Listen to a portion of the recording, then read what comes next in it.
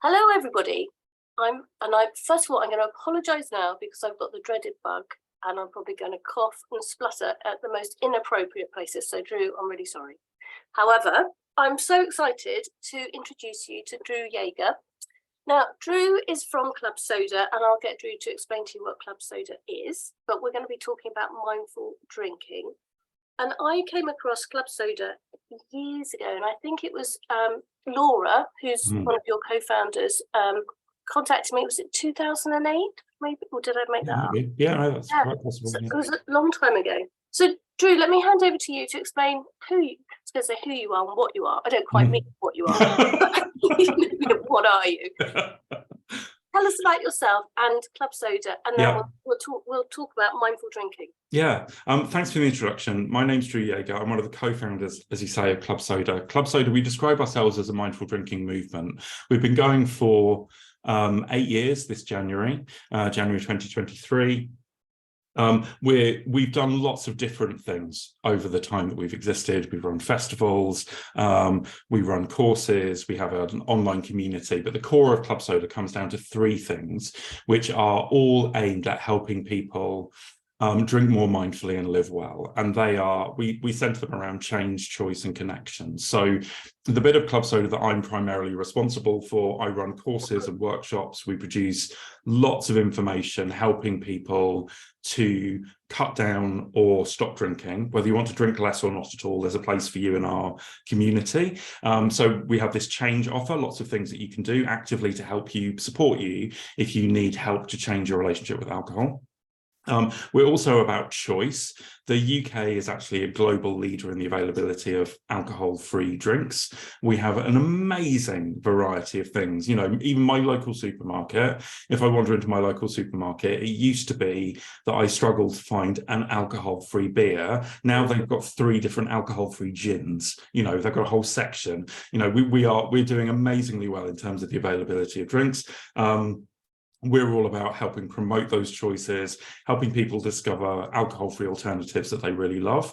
And then we're all about bringing people together. We've got a really big Facebook group of almost 18,000 people, really around the world, people who are cutting down, quitting, living alcohol-free long-term, moderating long-term, supporting each other through that journey. Because one of our kind of earliest insights in Club Soda is that drinking for so many of us is a social thing, and then we decide that we want to change our drinking, and we find that can be quite isolating. So bringing people into connection with each other when they're cutting down, quitting is really important. So we run events and festivals and all sorts of different things and very importantly, right now we've just opened an alcohol-free tasting room and shop at 39 Drury Lane in London. So if you're nearby, if you want to try a drink, swing by. We've got lots on the shelves, and we've got a bar where you can chill out and spend some time. That's a bit about us. A bit about me, my background.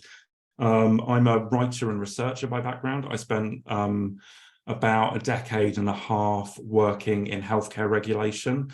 I worked for in the worlds of nursing and pharmacy. And yeah, I got into this primarily because I was interested in finding ways to support people that work. So one of the things that's really important to us in Club Soda is that we are evidence-based. We try and look at the best available evidence in what helps people create and sustain long-term change, and then work out how to bring that to people in a way which is accessible. So we feel like we fill a gap between, you know, at the one level, kind of public health campaigns which tell you to drink 14 units or less. And then there are services for dependent drinkers, people with drug problem use as well, you know, at the other end of the spectrum. But there isn't an awful lot in the middle for people who kind of think, I'm drinking a bit more than I want to. I want to do something about that. What on earth do I do? And so we exist really to kind of fill that gap for those people. And I think that's what I really like about you, is that first of all, you're not blatantly commercial, so it's not okay, here are all the drinks. And I love the fact it's evidence-based, because, you know, we're absolutely, wherever possible, to do evidence-based stuff. But obviously quite often some areas are very difficult to do clinically evidence-based. Anecdotally, evidence-based Yeah. is very important. I imagine you find that specifically really helpful. And I think with Club Soda, what I like and what I want to talk about is that it's not like suddenly, right, I don't want to drink anymore, so that's it. I imagine that what it is about is allowing people to explore without saying, oh, I've got to make up my mind, I'm never going to drink again, or just how to cut down a bit or be mindful of what it means. Yeah, absolutely. We do attract an incredible diversity of people into our community. And one of the things that we encourage people really right from the start, and this runs very counter to kind of public health messaging that you might hear about alcohol, is that essentially we don't think it's important to worry about the number of units of alcohol that you're drinking. What we think is important is to focus on how that drinking affects you. Because when we kind of get very focused on the numbers and staying within the numbers and worrying about the numbers, we're actually not thinking about how does drinking make me feel in social situations? How am I using alcohol to help me cope with stress and difficulty in my life? How am I, how does having a hangover 3 days a week make me feel, because there are people who come into our community who objectively, if you look at the amount that they're drinking, you'd say you may be drinking a bit much, but not at a level which is like desperately alarming. But equally, they're identifying that the amount that I'm drinking is having a negative impact on me. I don't like the way that it makes me feel, and I want to do something about that. So we are. Who actually knows what unit? Does anyone ever really understand what a unit of alcohol is? Especially based on the fact when it first started off, those tiny wine glasses that nobody has. No, exactly. Anyway, and surely it is exactly what you're saying. It's about how you feel and how it makes you feel. Yeah, I mean, I do think that keeping track is important, particularly if it can be a very kind of eye-opening. If you already have a sense that you're drinking more than you really want to, it can be really eye-opening just to keep track, just to see and go, actually, do you know what? I've had 6 bottles of wine this week. When I put out the recycling and I can see how much I've drunk, that can be a very eye-opening message. Yeah, but counting in human terms, because actually that's how we cut down as well. We cut down in human terms. We cut down by having a glass less of wine, or by not having a bottle of wine tonight and having a bottle of something else instead. That's actually how we change, not by kind of measuring milliliters in a glass. So we really encourage people to count in human terms, but also to think about, as I say, the impact that alcohol has for you. And you could be drinking a lot and accommodating that in your life and that being okay for you. And we're also not in the business of kind of converting people to the idea of cutting down or quitting. Essentially, we talk to people who are already interested in changing, who've identified alcohol is causing me these issues, or I think that, and this is certainly true for me, I think that alcohol might make managing a health condition or a mental health condition harder. So how would it be if I took alcohol out of the equation? So, all sorts of people turn up in our community, but we are all about helping you find a way to change in a way that works for you, and not presuming that we know what that looks like. Because certainly in my experience, talking to literally now thousands of people, I've heard pretty much everything and every possible way, and yet still sometimes people surprise me either in a drinking pattern that they've got or in a way in which they want to change. I'm like, oh, I've never heard of that before. No, let's try it and see if it works, and that's really important, is finding what works for you ultimately. And I think it's interesting that you brought health aspect in, because obviously drinking is all about your health, but particularly if our community is very much around chronic health. Mm-hmm. People use alcohol for so many different reasons, and so many of it is to cut out the anxiety, where in fact it's counterintuitive, because obviously it makes you more anxious and all those things. And I think with chronic health conditions, it is so hard, isn't it, to understand actually drinking isn't going to, it might mask it for half an hour or an hour or whatever it is, but side effects and what it does to your condition and how it affects the medication you're taking sort of goes on and on, really, doesn't it? Yeah, I mean, I'm always really keen to remind people that you don't drink because you're stupid. You don't drink because there's something wrong with you. Actually, we have this substance, it's freely available in our society, it has lots of uses. You know, we use it to change our mood, to change our experience of pain, to lots of ways in which alcohol physically affects us, and many of us use it as a tool to cope, you know, and there's nothing wrong with us in doing that. We're actually kind of doing a thing that human beings have been doing for as long as we've been human beings. There's nothing kind of unusual or strange about that. So if somebody is, you know, somebody is living with a long-term condition and they're drinking maybe to cope with the feelings that come from that condition, or maybe sensations of pain, or maybe it's causing them anxiety, or whatever it is, there's nothing wrong with you in doing that. But the moment that you start to notice this is having an impact, it's just about finding other ways to cope. Essentially, it's about expanding your toolbox so that you've got other ways to deal with your experience of pain or your experience of anxiety, or actually just frankly, the fact of being a human being is really tough. It's really hard work. And so it's not Instagram. No, absolutely. Oh, bloody hell, it's absolutely not.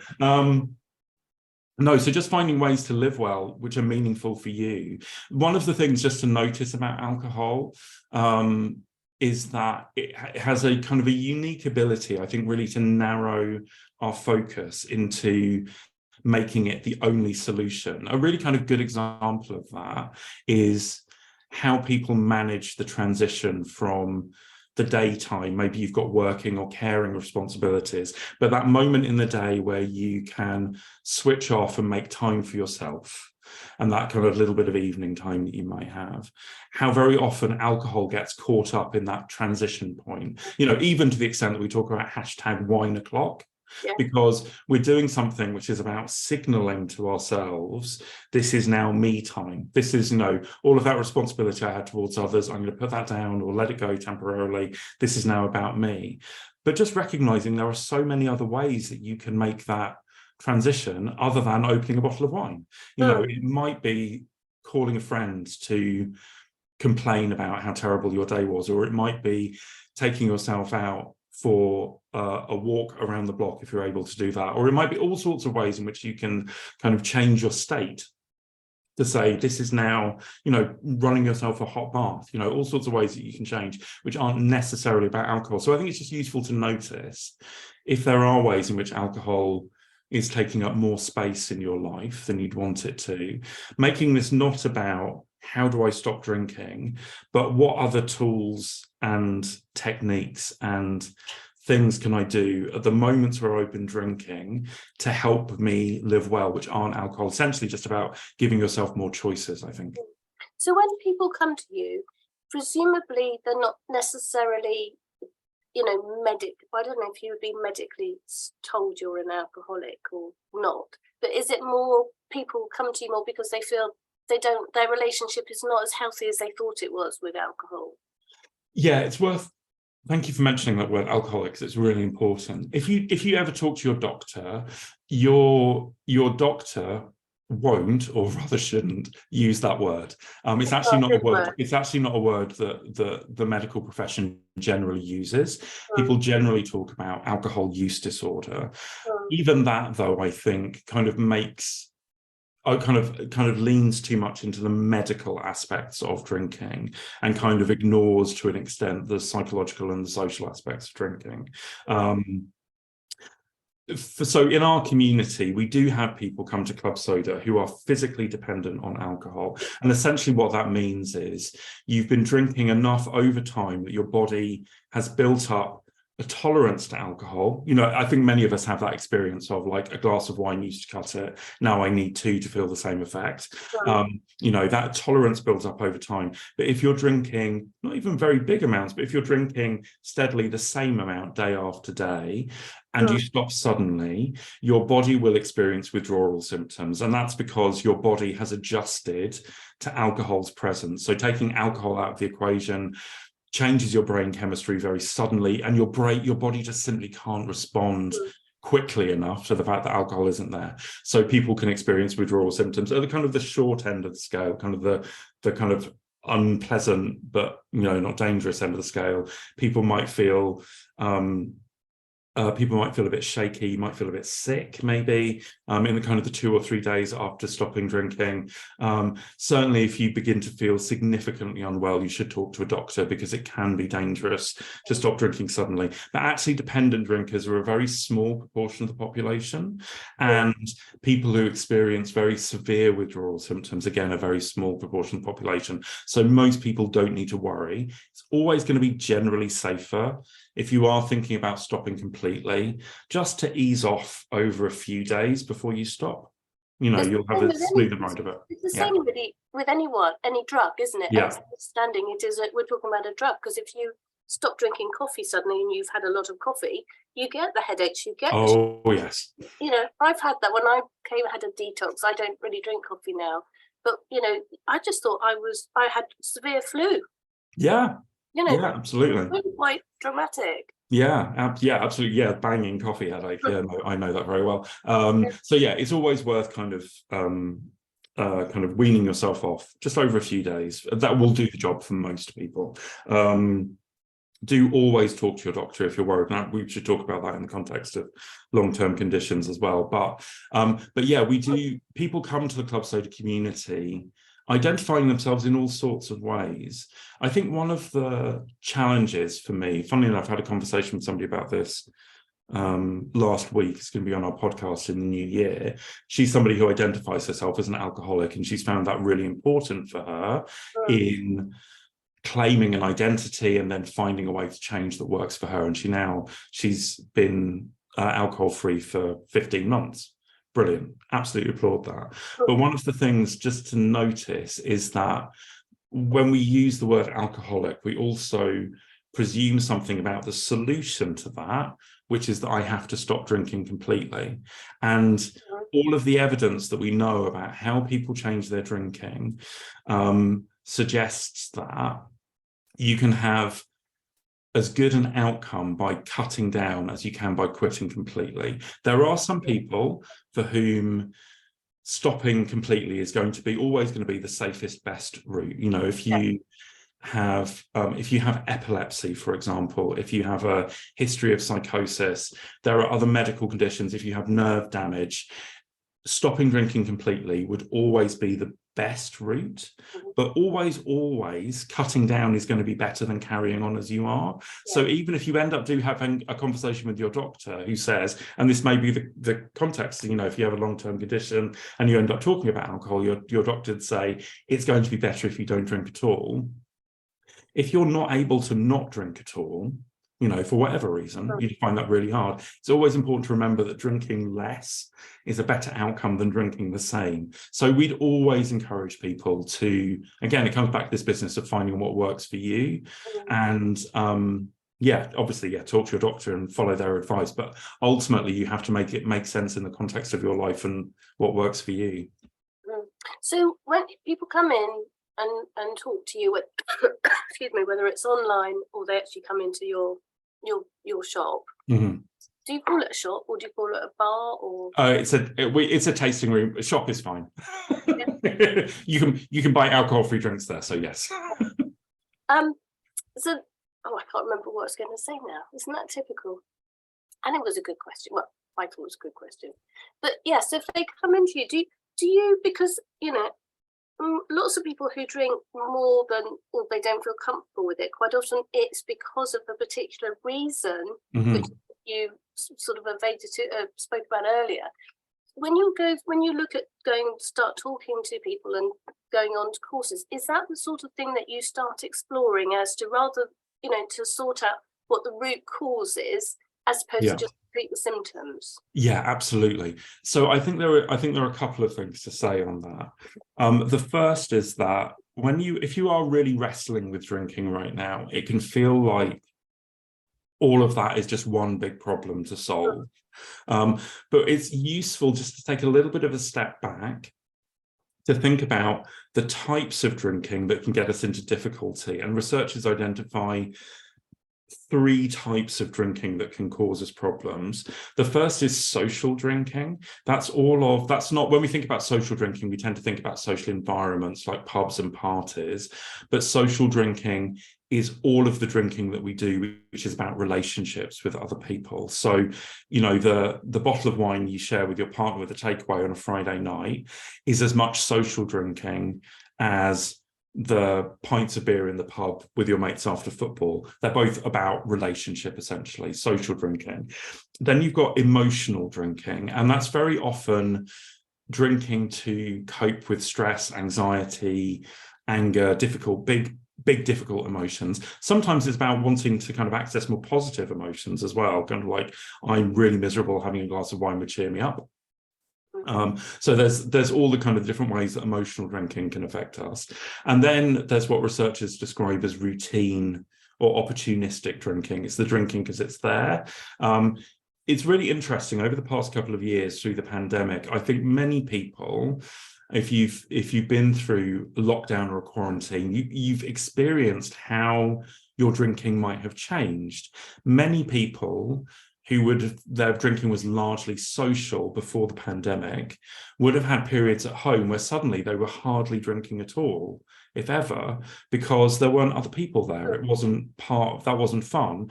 People who might often have a glass of wine to unwind at the end of a stressful day might suddenly find themselves caning it at 3 o'clock every afternoon because we're going through the most stressful thing we've ever lived through in our lifetimes, and emotional drinking has skyrocketed.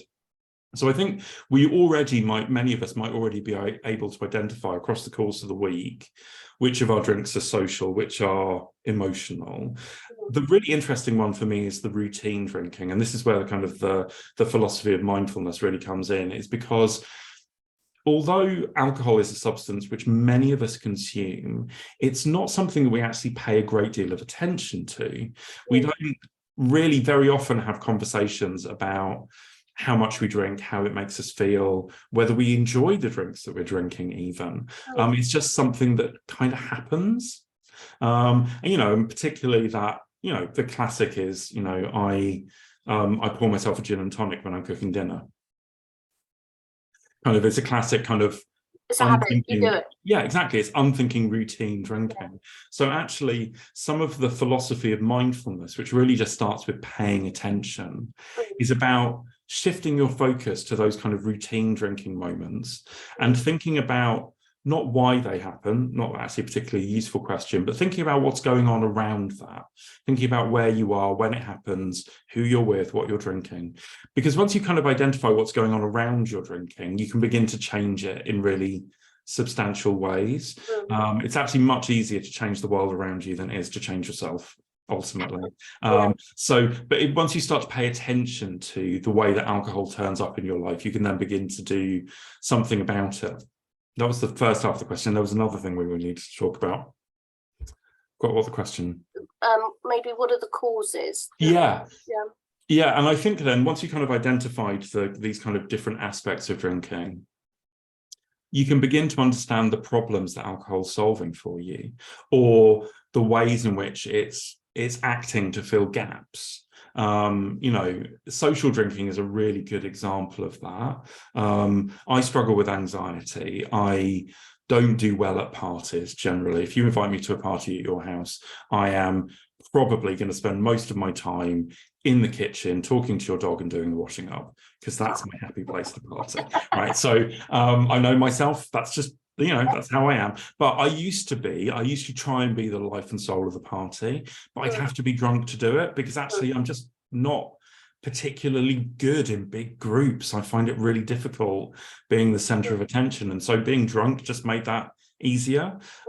So just kind of recognizing that's something that was going on for me when I was drinking in social situations, is that actually there's a challenge here for me about just turning up and being myself and being okay with being myself and not having to be drunk to do it. But then I have to think about, well, how am I going to cope? And actually the thing which I've learned to do is whenever I go to a party, I go with a pocket full of questions. I find people in the room who evidently like talking, and I stand and I ask them loads of questions because people love talking about themselves.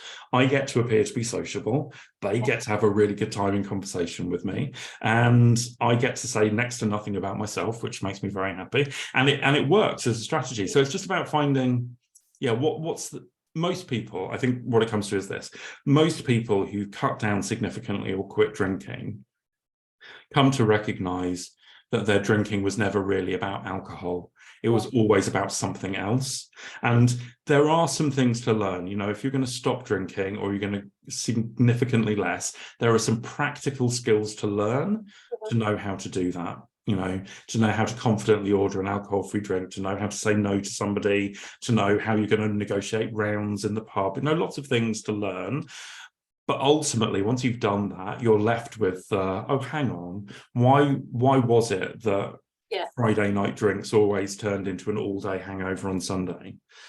Why was it that I can't not have a glass of wine when I go to my in-laws? That kind of thing. When we kind of get to unpick those things, we begin to design out the ways in which alcohol had been affecting us before. And it's a process. We don't do it all at once. Nobody realistically decides to quit drinking and then their life is magically better. That's not the way the world works. You're still left with all the things to fix and sort out. Yeah, because you're going on a journey, aren't you? Yeah. Of things that, it's not perceived habit. I can't remember what a habit that's been there for so many years. And we know habits are so hard, aren't they? Yeah. Especially if it's your go-to safety mechanism, or you think it's your safety mechanism to go and have a drink.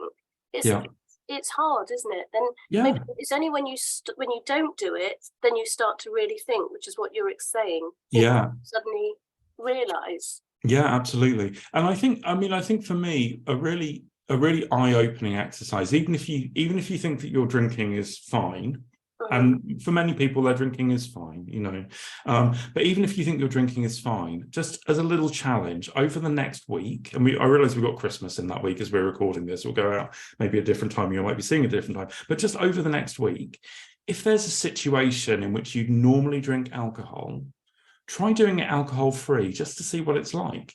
It can be so eye-opening to find yourself, for example, in a social situation where you'd normally be sharing a bottle of wine and finding yourself drinking something else, just to notice how that feels, how the dynamic of the evening changes for you. It can be really eye-opening just to go, oh, blimey, I didn't realize how much I needed alcohol for this situation to work. But also, I think it gives you some empathy for people who don't drink, because you get to see what life is like from their perspective. And even if you think like there's no question that you would ever change your drinking, sure, fine. Just try one thing alcohol-free and just see what it's like for you. And just like as an experiment, see how it affects you, see how your relationships change, see how it might be for somebody else who doesn't drink in that situation. It can be really helpful. I think that's the thing, isn't it? To understand it from somebody else's perspective. And I remember when I was, younger, we'd always just go, if you were the designated driver, you'd just go, oh my God, everybody's drunk. This is awful, But we're obviously talking about, but that gives you a really good idea. But I think this is going to go out in the new year. Brilliant. So hopefully it will be catching people being more aware of their drinking, because hopefully they might be trying dry January. What would you say to those people?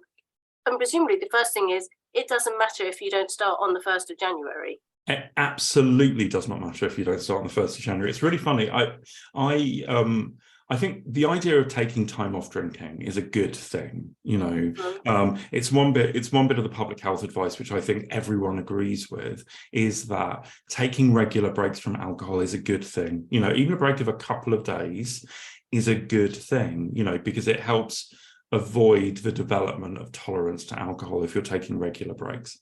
Taking extended breaks is even better. Taking a month off alcohol is a good thing, but it doesn't have to start on the 1st of the month. I speak to so many people who get to the 6th, 7th, 10th, 12th of January, who decide it's all too much, they're going to have a pint, and then go, oh, I wish I carried on. I'll start again on the 1st of February. And I'm like, why waiting to... There's nothing magical about the 1st of the month. A month can start at any time. So even if you have, my birthday's on the 10th of January. So I dry January isn't a thing, which I do because I like maybe having a drink around my birthday. But you don't have to start on the first of the month. You can start any time, and taking a break of any length is going to give you some benefits. So that's kind of the number one thing. I think the most important thing, the easiest way into this for the overwhelming majority of people is, and it sounds so basic when I say it, but we change our drinking by changing what we drink. So you don't have to change your routines. You don't have to change the pattern of your day or the ways in which you socialize with people or what your plans are. All that you're doing is swapping an alcoholic drink for a non-alcoholic drink.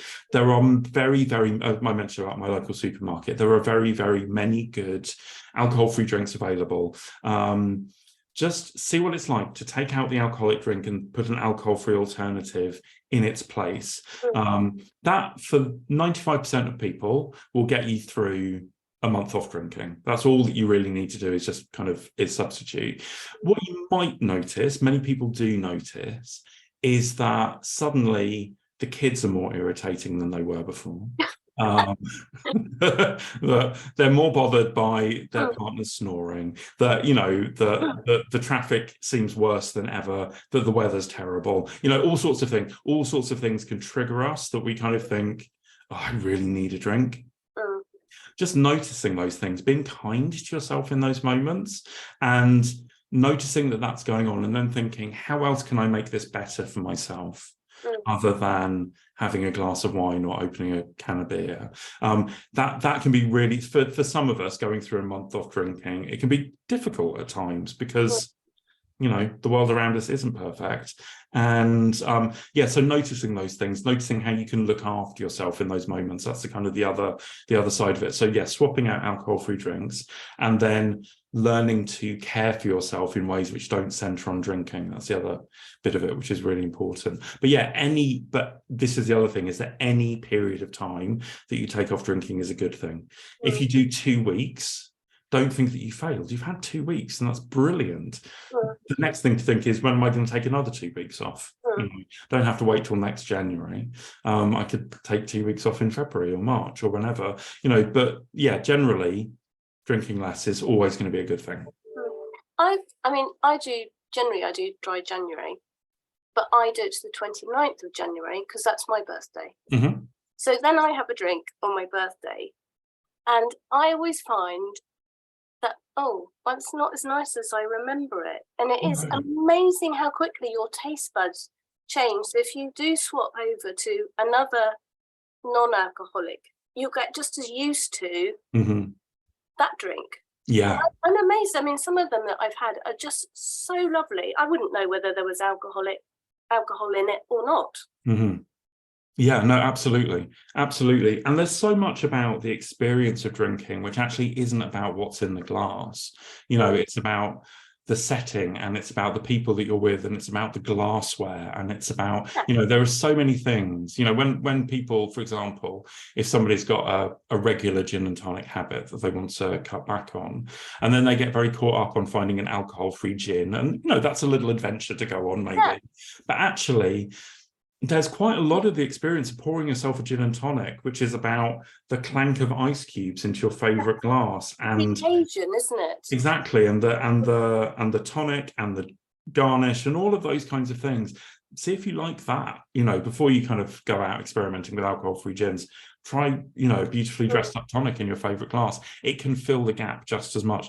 I mean, the fact is, again, this is just because we don't talk about alcohol very much. Alcohol as a drug isn't very powerful, and it's not very long lasting either. It takes about half an hour for your body to fully absorb the alcohol that you've consumed, and one drink of alcohol actually isn't going to change your physical state very much at all. Actually, what really changes us is what we expect alcohol does to us. If you notice this, if you're in a group of friends who've been drinking, you'll notice that there's someone who's chatty, there's somebody who falls asleep at the table, there's somebody who gets a bit fighty. People kind of react to alcohol in different ways. And that's largely because we've learned different responses to alcohol. Much of the chattiness, all of the chattiness, the outgoingness, the confidence, all of those things, when we're drinking, ultimately, they all come from us, not from alcohol. All that alcohol does is shut down your central nervous system. Yes, if you put down a placebo there, it would be interesting, wouldn't it? As to what happens to people. You know? Yeah. The one thing that I would say that as I've got older, I can't tolerate alcohol. I used to as a student.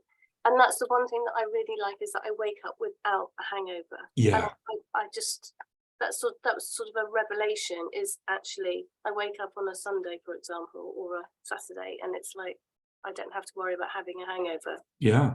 I think absolutely. cured that, but that was the thing.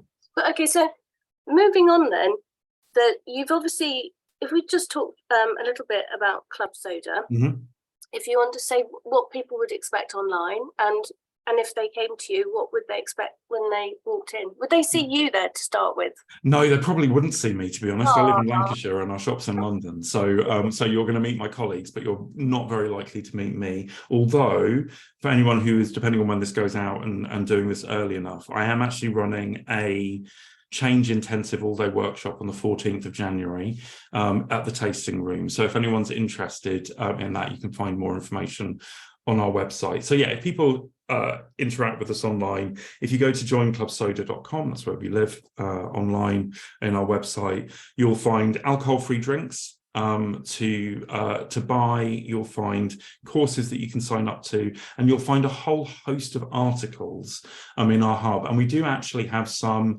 on different long-term conditions, because it's the kinds of things that people look for information about. So we've got some really good articles, for example, on diabetes and alcohol, and about sugar content in alcohol. That can be a really important thing if you're managing diabetes. We've got things on some liver issues, some lung issues. We tend to not do an awful lot about health, but really about kind of helping people focus on the benefits of change. But we do have some articles about some long-term conditions.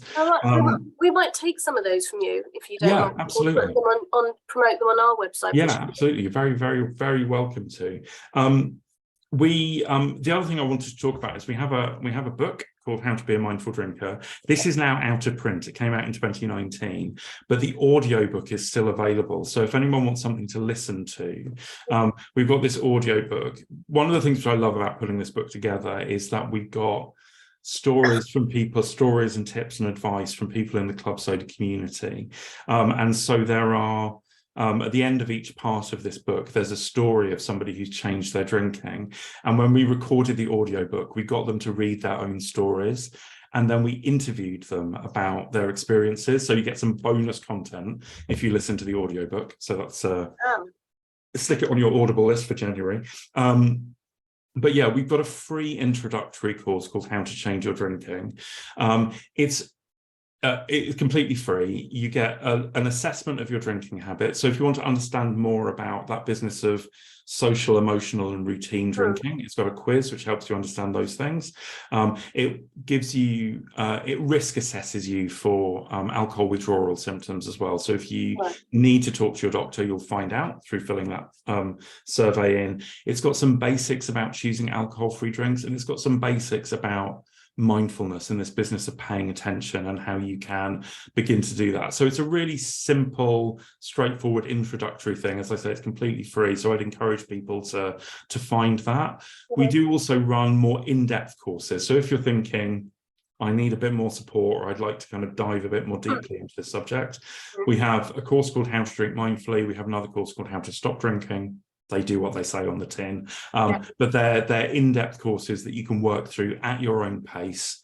We also run regular online workshops as well, so people who want to connect on Zoom, we do that as well, all sorts of ways. So yeah, I'd encourage people to start by having a look at joinclubsoda.com, have a look at everything that we've got available. We're also on Instagram, Facebook, Twitter at Join Club Soda. We'll be starting TikTok in the new year, which frankly terrifies me because I'm an old person. But yeah, we're at Join Club Soda pretty much for everything else. Oh, and we have a weekly podcast as well. So find us wherever you get podcasts. Yeah, there's lots to dive into. And I think that's the whole thing, isn't it? Because quite often if you're talking to your family, they're like, oh, you don't want to be doing that, because there's always that thing is that people don't want you to stop drinking because I think you're going to be the party pooper and judgmental and all of those things. But you need other people to encourage you to say, no, it's fine. Yeah, absolutely. And the thing is, when I do drink occasionally, I significantly cut down my drinking several years ago. And one of the things that I did is that I basically swapped alcoholic beer for alcohol-free beer. And that was largely how I drank when I was out socializing. And so that was a really easy thing for me to do as alcohol-free beer appeared behind more and more bars. But I really worried how that would go down with people. And when I was out socializing, and I have to say, as much as I worried about it, it just becomes an uninteresting thing about you within, it's just like, I now have friends who would be surprised if I asked for a beer with alcohol in, because I've now got them so well trained to find me an alcohol-free beer behind the bar. They would be genuinely shocked if I asked for it's definitely far more acceptable now, isn't it? But when I mean about it is the people that you're very close to that can be very worried. Yeah, absolutely. How does that affect me? Yeah, absolutely. And I think because we tend to gather around us people who are like us, and that includes our drinking habits as well. So if we're drinking in a way that we think is excessive, it's likely that our partner might do that as well, or our friends might do that. But we tend to gather people who kind of echo our habits, and that can make it quite difficult when we change, because we set up some tension really in those relationships. I think a bit of perspective helps. 2/3 of us drinkers in the UK population drink once a week or less. God.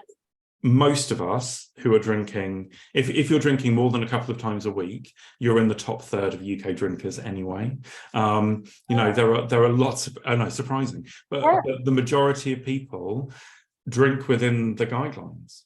If you're regularly drinking over the guidelines, you're actually in a pretty small minority of people. It's not to kind of judge you, of course, everyone we find ourselves at a spectrum of different points of life, but it can be just useful to get some perspective and kind of recognize my social circle maybe has got really small, and now I'm changing my drinking. Now I'm cutting down, or I'm drinking less. Maybe now is the time to think about ways to connect with people which aren't about opening a bottle of wine together or going to the pub together, but maybe are about, going to a board game night, or joining a knitting group, or singing in a choir, or all sorts of other ways in which you can connect with people which don't center on drinking. There are lots of people. Once you kind of see it, you can't unsee it, but there are so many people in our society who drink very, very little. Well, on that note, and I must say that if you're watching this between January and February, you very kindly have offered some free courses. Yes. Which you do have to enter, because we haven't got loads, but you've given us some, which is really kind. So have a look on our website for those. And as Dru said, there are some that are free anyway, everyone as a Kickstarter, which is brilliant. So all that leaves me to say thank you very much, Dru. Oh, thank you for having me. Really, really enjoyable. I'm now thinking about my own drinking habits, which I won't talk about. I'm thinking, am I in that third or not in that third? And thank you, everyone. I hope you all found it really helpful. Thank you. Bye.